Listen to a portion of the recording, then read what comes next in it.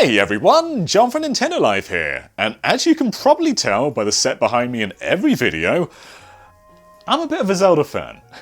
This series has seen me through my entire life, and over time I've accumulated every entry and I've played them all, apart from the CDI games.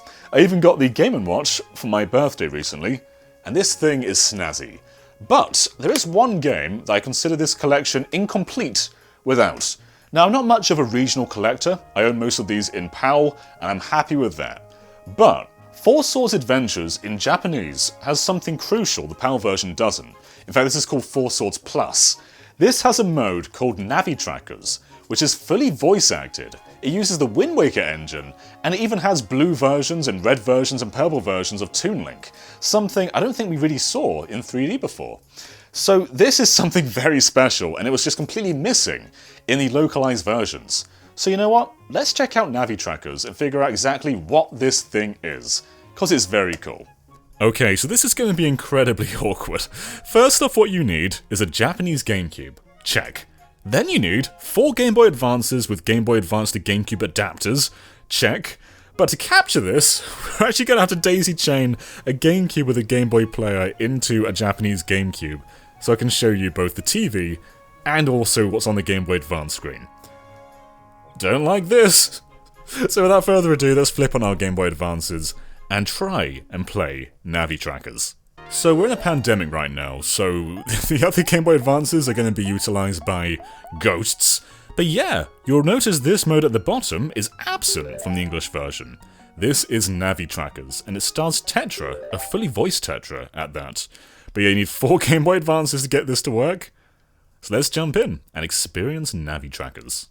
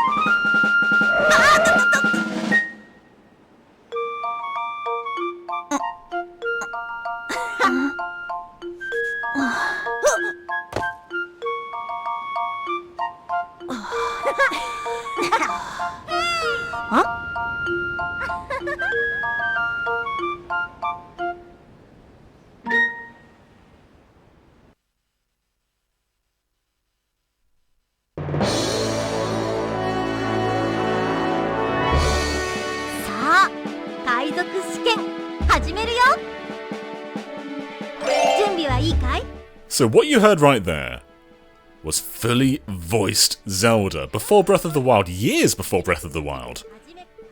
Alright, now, again, I think these are files? I don't know. Yeah, sure, let's go ahead.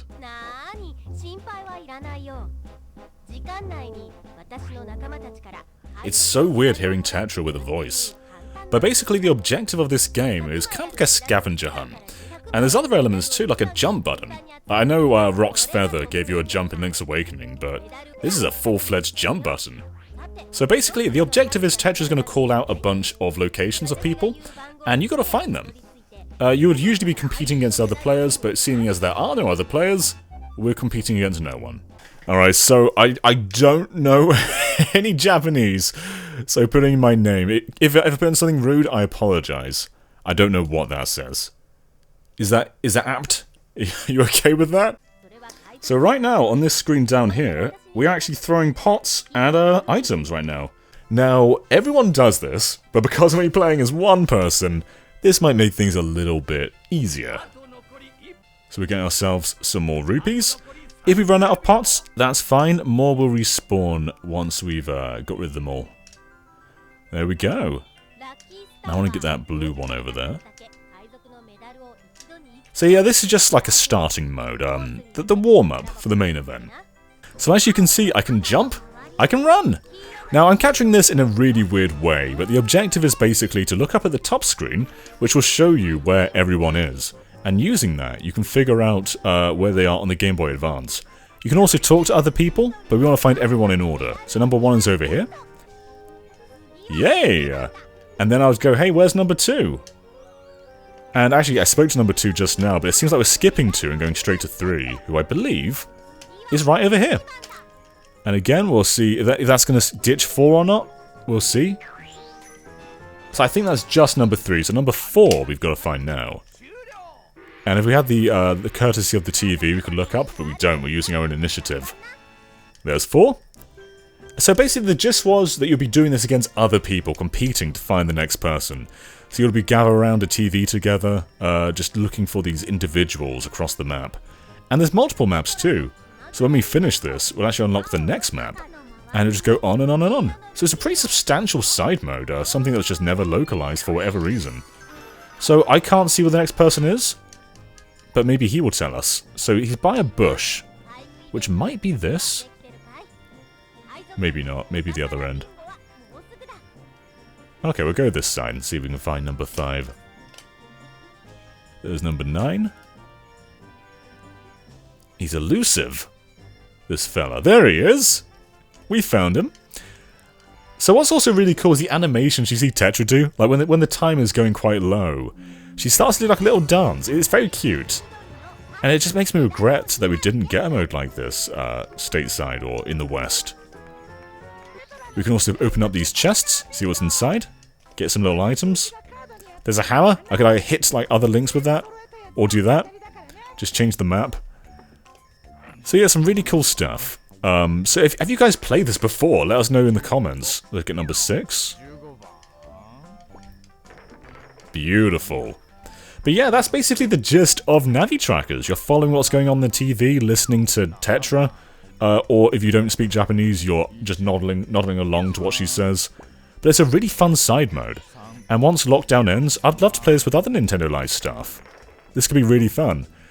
And for doing all that, we're going to get another level. Now, I'm not going to show you all 12 levels, but it's still really neat how much content is in a side mode. Something that was only made in Japan as well. So if you are a Zelda fan, I definitely recommend you get this game to complete your collection, because it's something special. And once lockdown ends, I imagine it'll be even better. Ooh, I think I just about won. So as you can see here, we have the first map and the second map. Pretty drastically different, but it's not like the radical content. But anyway, this has been really fun, and once lockdown ends, maybe we can show this game in a bit more depth. But until then, Future John, take it away. So what do you guys think of Navi trackers, and had you heard of this mode before? Let us know in the comments below, and be sure to go to the subscribe button and plug in your Game Boy Advances, bring some friends over, and all subscribe on your GBA screens. And we'll see you next time. Bye everyone.